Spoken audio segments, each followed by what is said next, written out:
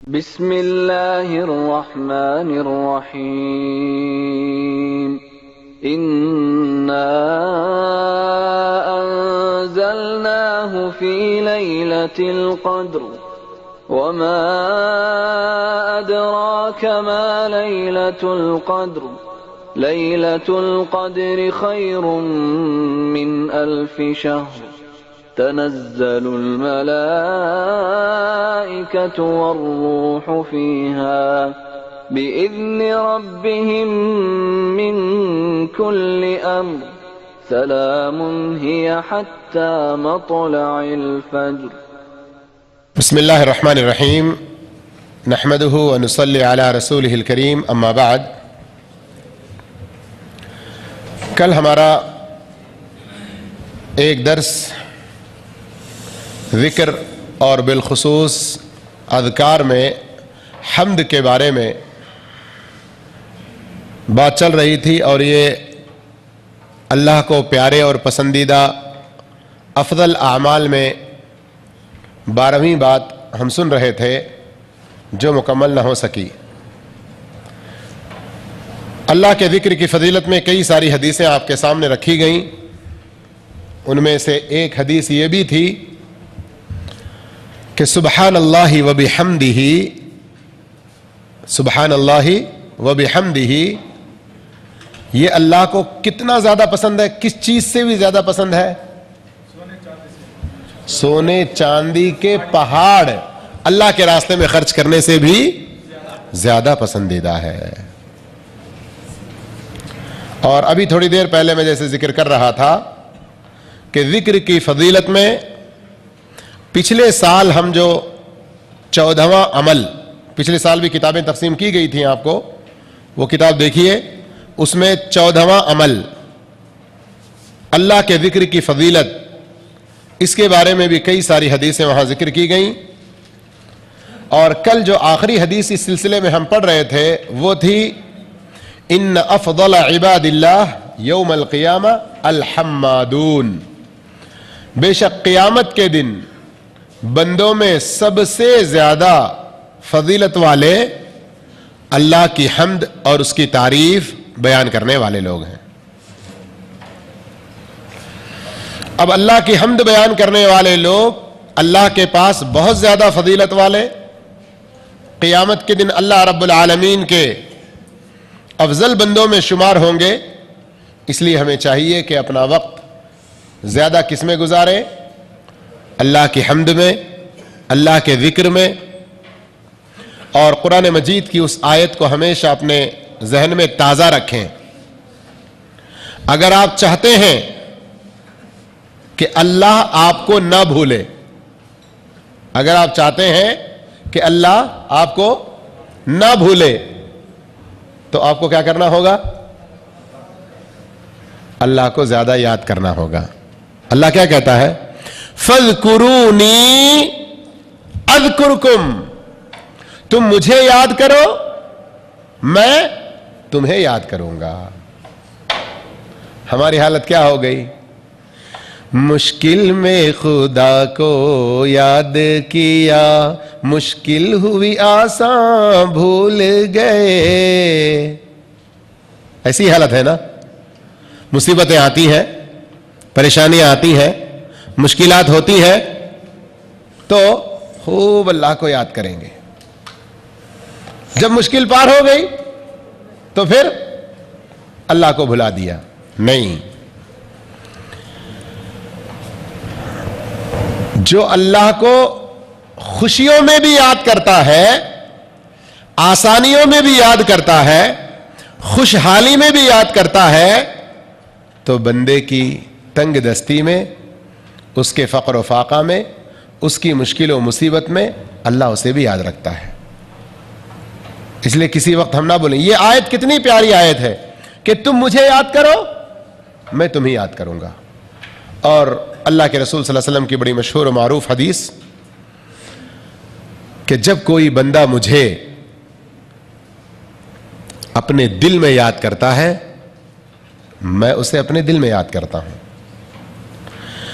جب بندہ مجھے مجلس میں کسی محفل میں یاد کرتا ہے میں اسے اس سے بھی زیادہ بہتر محفل میں اسے یاد کرتا ہوں. اس لیے میرے بھائیوں، ان لوگوں میں سے نہ بن جائیں. وَلَا تَكُونُوا كَالَّذِينَ نَسُوا اللَّهَ فَأَنسَاهُمْ. ان لوگوں کی طرح نہ ہو جاؤ جنہوں نے اللہ کو بھلا دیا. تو پھر کیا ہوا؟ اللہ ان کو اپنے سے بھلوا دیا. اگر ہم اللہ کا ذکر چھوڑ دیتے ہیں تو واللہ بہت بڑے خسارے میں ہیں کہ اپنے آپ کے بارے میں ہم بہت ساری چیزوں کو اور اپنے آپ کے بارے میں بہت ساری حقیقتوں کو بھول جاتے ہیں. یہ حقیقت میں سزا ہوتی ہے اللہ کو بھول جانے کی. آج اللہ کے ذکر کو چھوڑنے کی مختلف بہانے لوگ بناتے ہیں. میں اتنا زیادہ کام میں رہتا ہوں، میں اتنا زیادہ مصروف رہتا ہوں، میں ایسا بزی ہوں، میری وہ مشغولیت ہے، میری ایسی ڈیوٹی ہے. محمد القرظی رحمہ اللہ بیان فرماتے ہیں کہ اگر ذکر چھوڑنے کی کسی کو اجازت دی جاتی تو حضرت زکریا علیہ السلام کو دی جاتی. اللہ تعالی کا فرمان ہے آیتک الا تکلم الناس ثلاثة ایام الا رمزا واذکر ربک کثیرا. سورہ آل عمران آیت نمبر 41 میں. مریم علیہ السلام کے پاس مختلف قسم کی نعمتیں، بے موسمی پھل انہوں نے دیکھے تو انہوں نے اللہ سے اولاد کے لیے دعا کی. اللہ نے کہا کہ تمہیں اولاد ہو جائے گی. اولاد کے لیے انہوں نے دعا کی، اللہ نے بھی خوشخبری دے دی. تو پھر انہوں نے سوال کیا، یا اللہ میں اتنا بوڑھا ہو گیا ہوں، اب کیسے مجھے اولاد ہوگی؟ میری بیوی بھی تو بانجھ ہے. اللہ نے کہا کہ یہ ہو کے رہے گا. جب اللہ کسی چیز کا ارادہ کرتا ہے تو اس کے لیے کوئی بعید نہیں ہے. اے اللہ کوئی نشانی تو اللہ رب العالمین نے کہا وہ نشانی یہ ہوگی کہ 3 دن تک تم بات نہیں کر سکو گے، گویا کہ گونگے بن جاؤ گے. 3 دن تک تمہاری بات زبان بند ہو جائے گی. تو سمجھ لینا کہ ادھر آپ کے بیوی کو حمل ٹھہر گیا.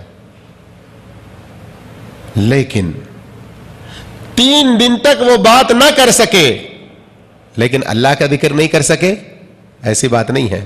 اللہ نے کہا وَاذْكُرْ رَبَّكَ كَثِيرًا. اس حالت میں بھی تم رب کا ذکر بہت زیادہ کرو، تھوڑا نہیں، بہت زیادہ ذکر کرتے رہو. اب ذرا تھوڑا سا موضوع سے ہٹ کر، آج ہماری یہ حالت ہے، اولاد نہیں ہے تو اللہ کو بہت زیادہ یاد کر کے اللہ سے اولاد مانگنے کے بجائے در در کی ٹھوکریں کھاتے ہیں، جگہ جگہ سر جھکاتے ہیں اور کہاں کہاں کیا کیا بدکاریاں کرتے ہیں. اور بعد میں پتہ چلتا ہے کہ جس پیر، جس بابا اور جن کے پاس جا کے کیا کچھ کر رہے تھے، اس ظالم نے تو کتنوں کی بے عزتی کی اور کتنوں کی عزتوں پہ حملہ کیا ہے. کتنی ماں بیٹیوں کی عزتیں لٹ گئی ہیں ان درباروں پہ.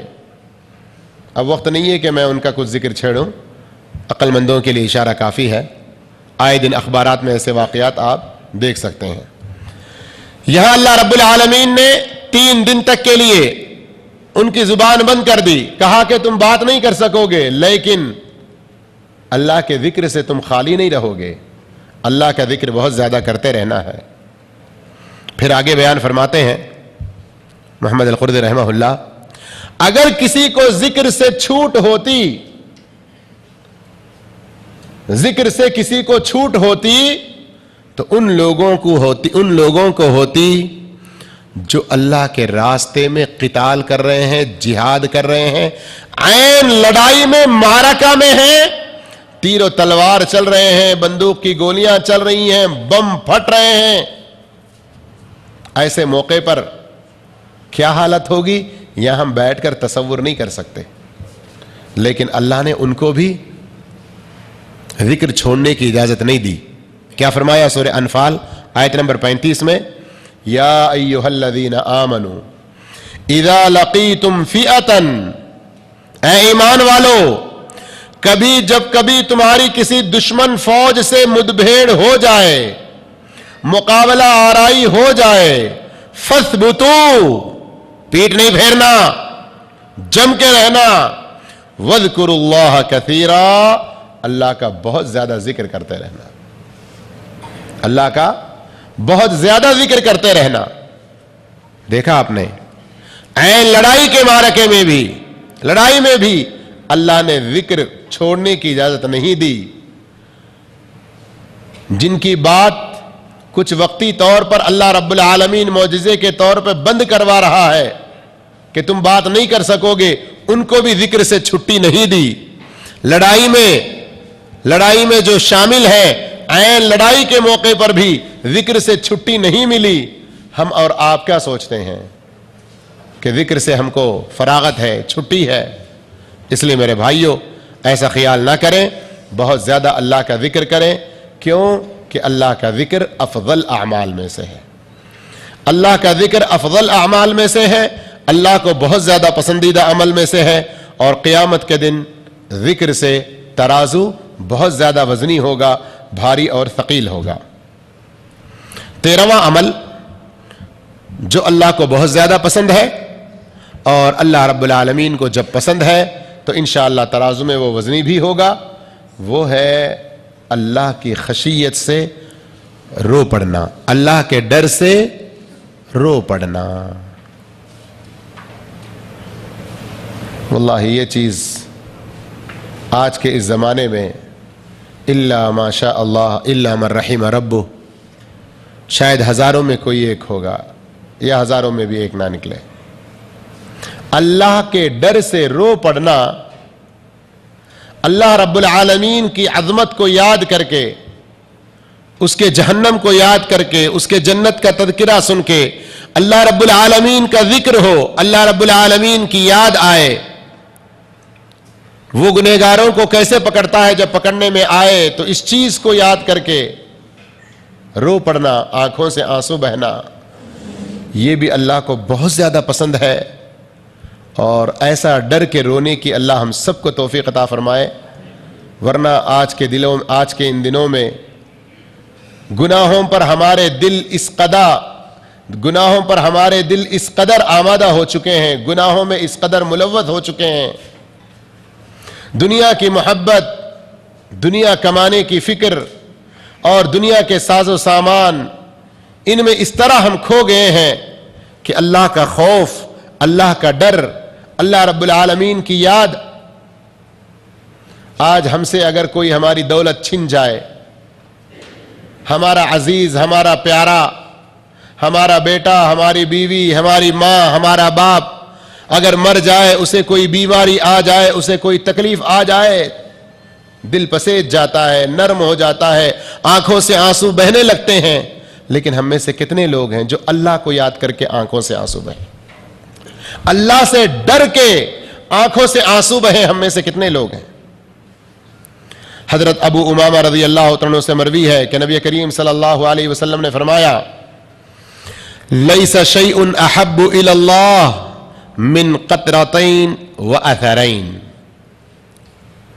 دو قطرے اور دو نشانات، دو اثر سے بڑھ کر اللہ کو کوئی اور چیز پیاری اور پسندیدہ نہیں ہے۔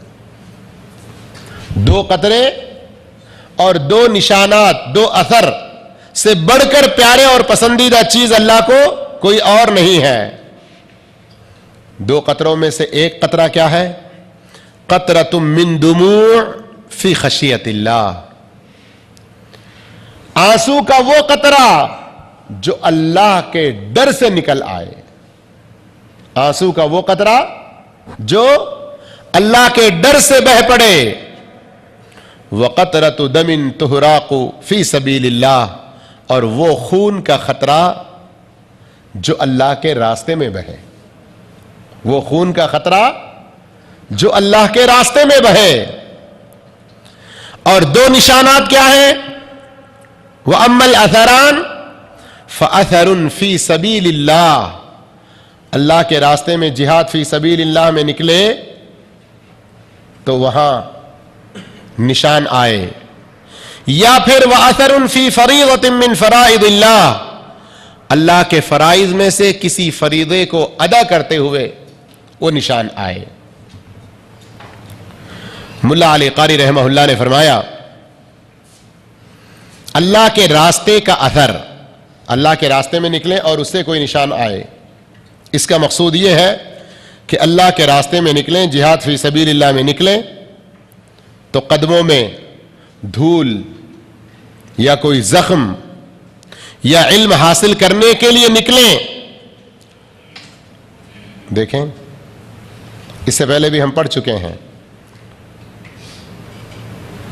ابن ماجہ کی حدیث، پتہ نہیں میں نے بتائی کہ نہیں بتائی، علم کی فضیلت تو پڑھ چکے ہیں نا اس سے پہلے، لیکن ابن ماجہ کی ایک حدیث ہے، علم حاصل کرنے کے لیے جو شخص نکلتا ہے وہ مجاہد فی سبیل اللہ کی طرح ہے، وہ مجاہد فی سبیل اللہ کی طرح ہے۔ اتنا بڑا فضل ہے اور اتنے بڑے فضیلت سے آج ہمارے لوگ محروم رہتے ہیں۔ کہیں خبر ملے کہ قرآن کو کسی ہندو نے جلایا، کسی کافر نے جلایا،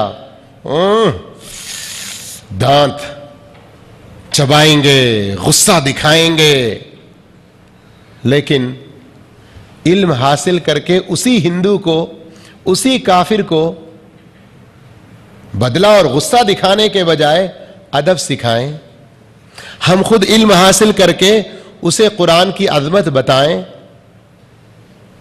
یہ ہم میں سے کتنے لوگ اس کی خواہش رکھتے ہیں؟ یہ بھی جہاد ہے، اس کو بھول گئے ہم۔ کافر نے قرآن کو جلایا تو من کرتا ہے کہ ابھی کافر وہ میرے سامنے آئے، میں اسے تھپڑ دوں یا ہاتھ میں تلوار ہو تو اس کی گردن اڑا دوں۔ یہ جوش، یہ جذبہ اگر ایمان سے نکل رہا ہے تو خیر ہے، لیکن ابھی فوری کرنے کی اجازت نہیں ہے، کچھ قانونی اور دوسرے حالات بھی دیکھنے پڑیں گے۔ لیکن ایک چیز جو ہمیں اور آپ کر سکتے ہیں، اس میں کوئی قانونی رکاوٹ نہیں ہے، وہ کیا کہ علم حاصل کر کے اس کافر سے مل کے اس کو سنجیدگی کے ساتھ اسلام کی دعوت دیں، قرآن کی عظمت کو بتائیں، اور اس کے لیے جو علم حاصل کرنا ہے وہ علم حاصل کرنا بھی جہاد فی سبیل اللہ میں، اور اس کافر کو دعوت دینا یہ بھی ایک طریقے کا جہاد ہے۔ لیکن اس کو ہم نہیں سمجھتے، یہ جہاد کرنے کے لیے ہم لوگ آگے بڑھنا نہیں پسند کرتے ہیں۔ اس لیے میرے بھائیوں، اسلام کو اپنے منمانی نہ بناؤ، اسلام کے صحیح پیروکار، اس کا صحیح طور پر فالو کرنے والے بنو۔ آج ہم نے کیا کہ دین کو اپنے خواہشات کے تابع بنا دیا، اپنی خواہشات کو دین کے تابع نہیں کر رہے ہیں۔ اور اس سے پہلے میں نے ایک واقعہ بتلایا تھا کہ ایک ٹریننگ کیمپ میں غیر مسلموں کو کیسے دعوت دی جائے، اس ٹریننگ کیمپ میں ہم شریک ہوئے انڈیا میں، تو وہاں ہمارے جو ایک استاد جو بائبل کے حوالے سے کچھ ہم کو رہنمائی اور معلومات دینے والے تھے، اور اس سے پہلے وہ 18 سال یا 20 سال کے لگ بھگ بہت بڑے مشہور پادری اور کئی چرچوں کے ذمہ دار تھے، لیکن اللہ نے انہیں اسلام کی ہدایت دی اور اب تک ہزاروں لوگ الحمدللہ ان کے ہاتھ پہ اسلام قبول کیے۔ انہوں نے بتلایا کہ پورے شہر و حیدرآباد اور سکندرآباد کے جنرل سیکرٹری سے میری ملاقات ہوئی، وی ایچ پی کے، وشو ہندو پریشد جانتے ہیں آپ لوگ، عام طور پہ کیا مشہور ہے، اور ان کے حرکتوں سے پتہ بھی چلتا ہے کہ یہ اسلام اور مسلمانوں کے دشمن ہیں۔ تو وہ ہمارے استاد کہہ رہے تھے کہ میری ان سے ملاقات ہوئی، 2 دن تک ہماری ان سے بات چیت ہوتی رہی، جب ہم نے ویدوں کی روشنی میں اور ان کے ہندوؤں کی کتابوں کے صفحات کھول کر اسلام کی حقانیت اور سچائی کو ان کے سامنے پیش کیا، تو انہوں نے کہا کہ فضل الرحمان صاحب، آپ لوگ بہت لمبے عرصے تک سوئے رہے، بڑی دیر سے آپ لوگوں کو جاگ آئی ہے۔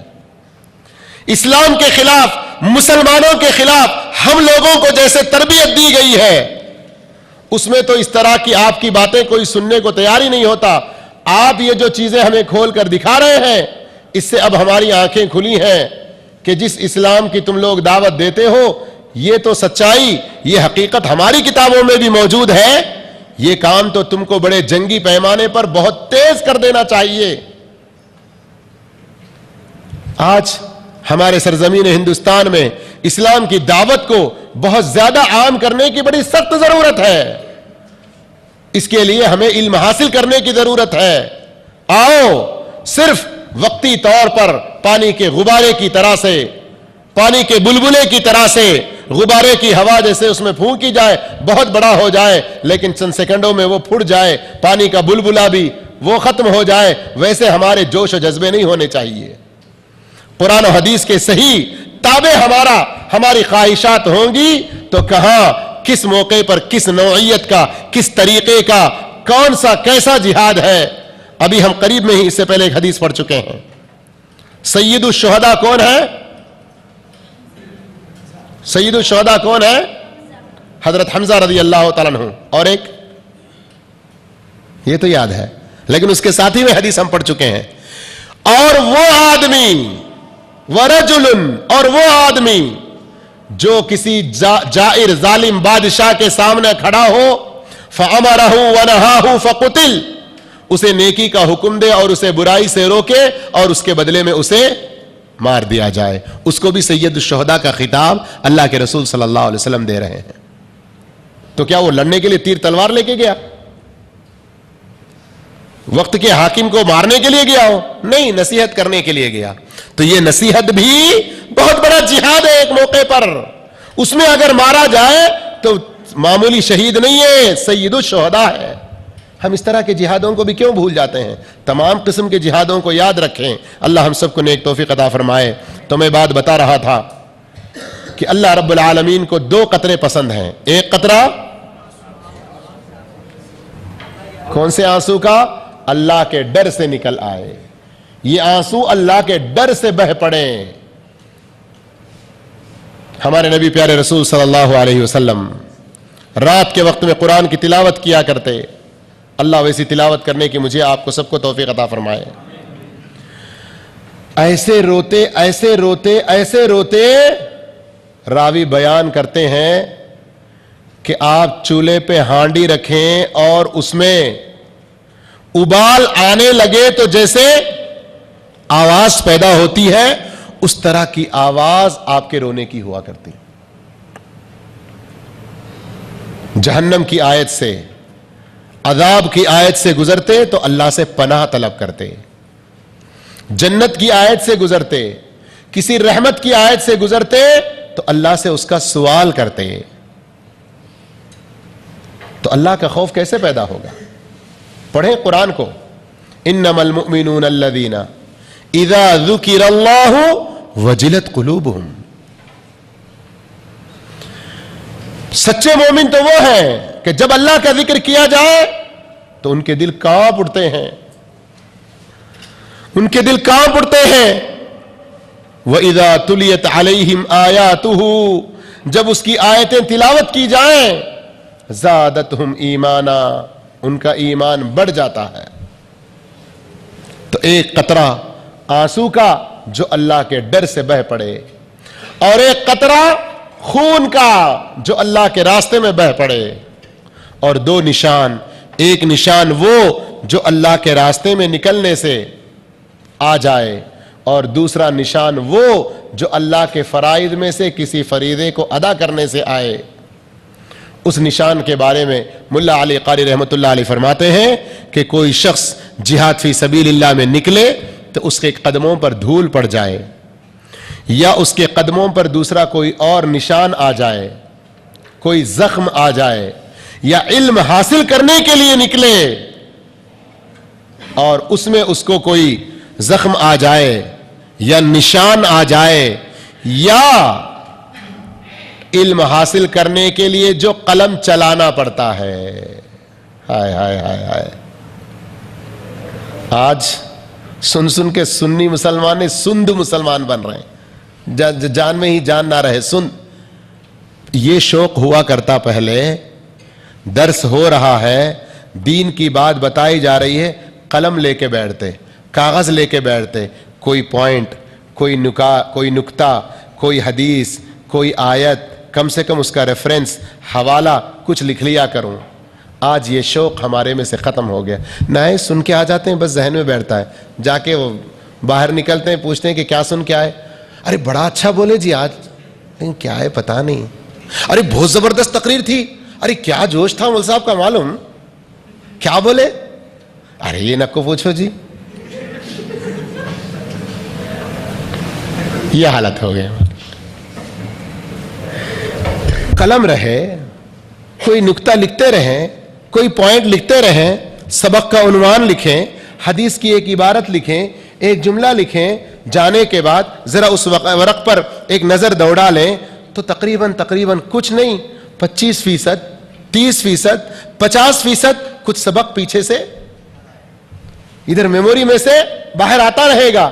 پھر وہ سبق آپ اپنے ساتھیوں کے ساتھ دہرا لیں گے تو اور زیادہ یاد ہوگا.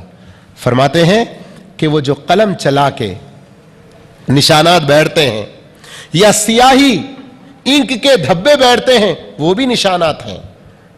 اور اسی طرح اللہ کے فرائض میں سے کسی فریضے کو ادا کرنا, اس کا مطلب کیا ہے؟